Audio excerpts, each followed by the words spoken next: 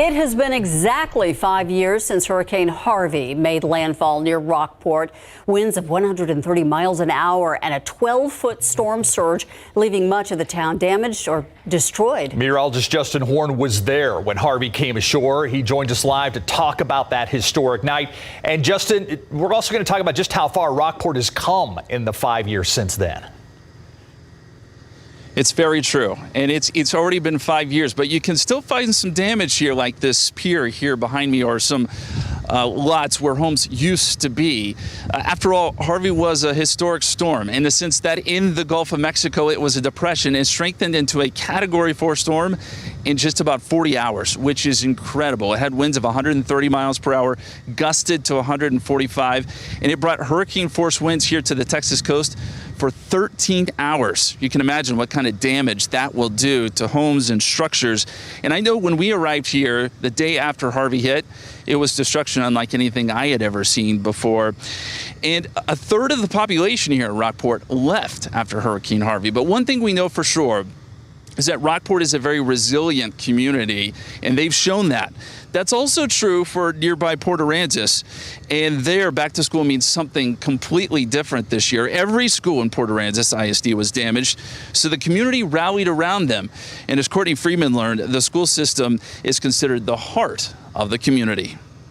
By the time Harvey poured its last drops onto the town of Port Aransas, every school in the area had been torn apart. So we did not have even one classroom that would be available for students for months. Standing water everywhere, roof issues, no electricity in August. Sharon McKinney is going into her 7th year as Port Aransas ISD superintendent. Almost all of that time spent in recovery mode. Completely shut down for 7 weeks. And when we returned to the district and opened up school, all of our classes were being held in temporary portable buildings. The middle school took on the most damage. You can see by the size of these huge columns that this is a very strong building, but it was still no match for Hurricane Harvey. The entire roof flew off of the building and destroyed everything underneath it. As they cleared the rubble, something else became clear too.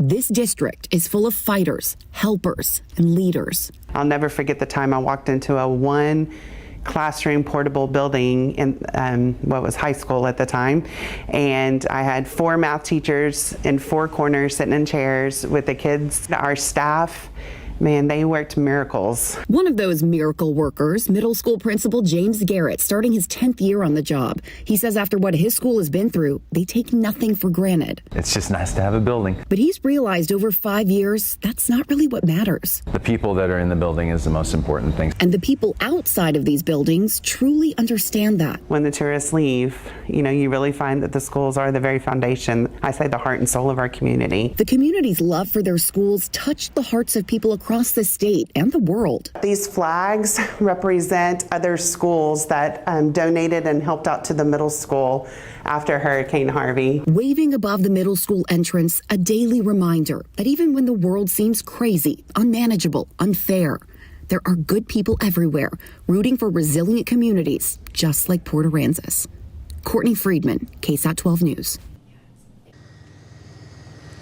And Port Aransas wasn't the only district severely damaged. Here in Rockport, they've spent the last 5 years rebuilding some of those schools as well. Courtney Freeman brings us their story coming up at 6 o'clock. And to learn more about our coverage of Hurricane Harvey and the 5-year anniversary, you can click on the QR code here on your screen, or you can check it out on KSAT.com. Reporting live in Rockport, Justin Horn, KSAT 12 News.